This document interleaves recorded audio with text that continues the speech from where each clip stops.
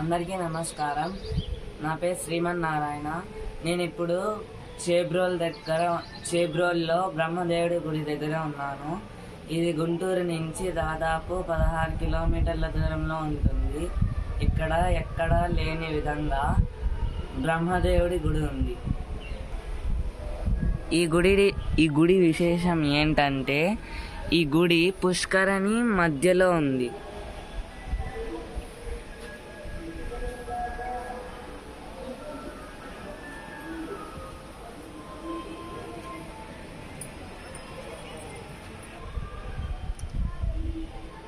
ఈ స్వామిని బ్రహ్మలింగేశ్వర స్వామి అని పిలుస్తారు.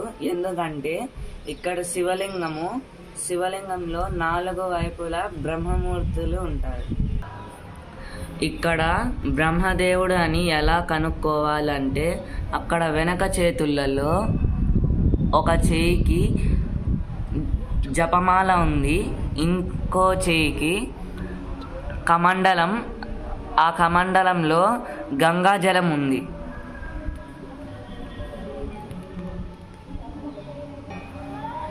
ఈ విగ్రహాలు 4 వైపులా ఉంటాయి. ఇది 1వ విగ్రహం, ఇది 2వ పక్క, ఇది 3వ పక్క, ఇది 4వ పక్క.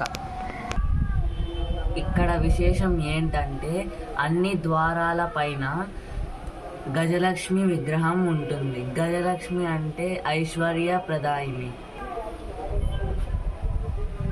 ఇక్కడ స్తంభాలు కూడా చూడండి ఎంత అందంగా తీర్చిదిద్దారు.